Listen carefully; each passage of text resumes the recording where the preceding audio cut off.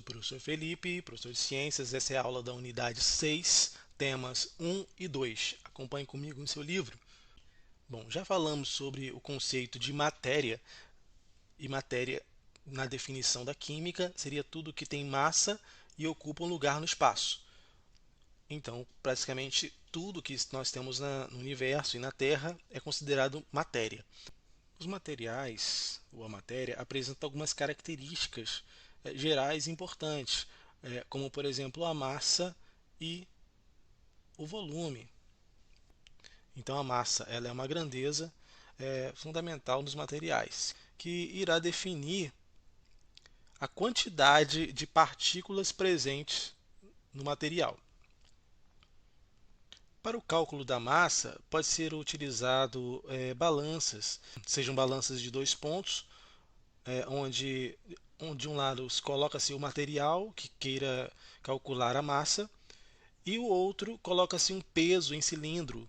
Esse cilindro de 1 quilo, meio quilo, vai definir quantos quilos do material você possui do outro lado, à medida que a balança entre em equilíbrio. Já numa balança de precisão, que também segue um padrão peso definido, você coloca o material sobre a balança e ela vai calcular a massa constando naquele material. Outra propriedade dos materiais corresponde ao volume, né? O material ele apresenta uma quantidade de volume. Volumes e massa são diferentes, onde a massa é a quantidade de substâncias dentro de um material e volume corresponde ao espaço ocupado pelo material.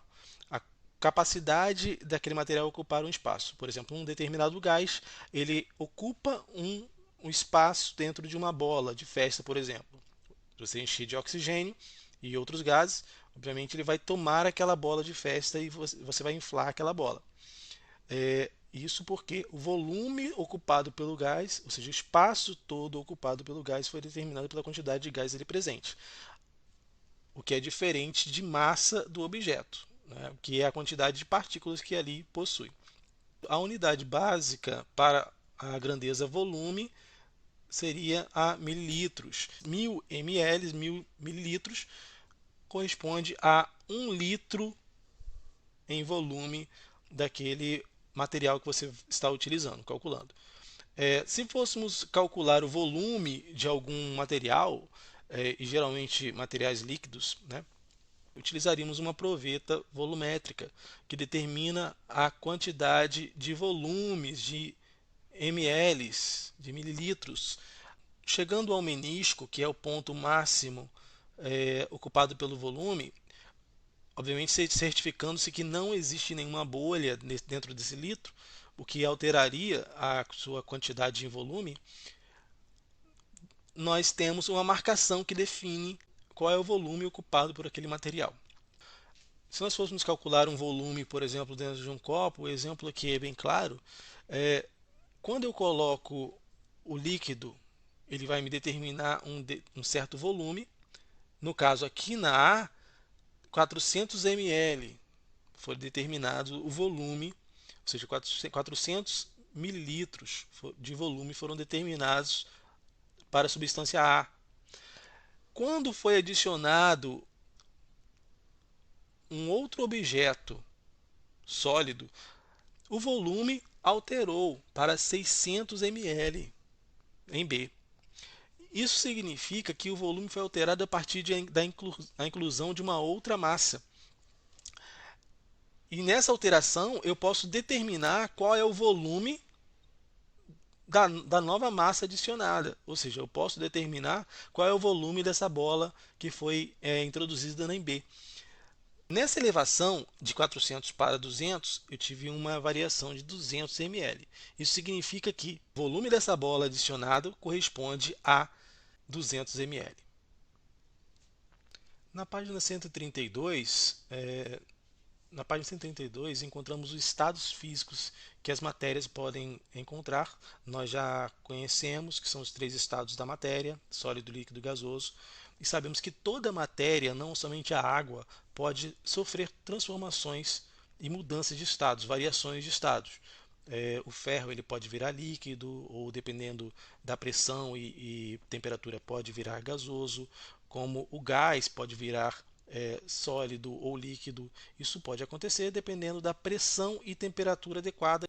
É, mas também as matérias, seja no estado sólido, líquido ou gasoso, apresentarão propriedades específicas. Essas propriedades elas são importantíssimas. No caso do sólido, as propriedades da matéria podemos dividir em elasticidade, maleabilidade e resistência. Essas são as propriedades que os sólidos podem apresentar. Maleabilidade corresponde à capacidade de ser maleável, moldável, a capacidade do material ser moldado da forma que eu precise. Por exemplo, um arame, quando eu dobro esse arame, eu estou moldando esse arame. Então ele tem uma propriedade, esse sólido tem uma propriedade de maleabilidade. Resistência é a capacidade de suportar grandes esforços do material. Se eu tenho uma barra de ferro e ela consegue sustentar um grande peso, obviamente esse material ele tem uma resistência. Então essa matéria tem resistência. Elasticidade é a capacidade do objeto ou do material, ou provavelmente da matéria, sair de um estado e retornar ao seu estado inicial. Como, por exemplo, cita o próprio livro. Quando eu tenho uma bexiga, essa bexiga ela é inflada, ar com volume, e ela estica, ou seja, elasticamente ela tem essa capacidade elástica de contração e relaxamento. Então ela se contrai completamente e ela retorna ao estado inicial de uma bexiga. Essa propriedade é chamada de elasticidade da matéria. Assim como os materiais no estado sólido, no estado líquido, alguns materiais também adquirem características específicas, como a volatilidade desse material e a viscosidade do mesmo. A diferença é que quando eu falo volatilidade, eu me refiro à capacidade desse material sofrer evaporação rapidamente. Quanto maior a possibilidade desse material sofrer evaporação, esse material passa a ser considerado volátil, mais volátil do que o outro material. Como exemplo, poderíamos utilizar o perfume. O perfume, ele rapidamente ele evapora e você não vê mais as gotículas de água ali presente no corpo do indivíduo, porque é muito rápido o processo de evaporação. Então ele é mais volátil do que a água. Ele evapora mais rápido do que a água. Quando eu me refiro à viscosidade do material, eu me refiro à possibilidade desse material escorregar por paredes, recipientes, por menos facilidade do que a água teria.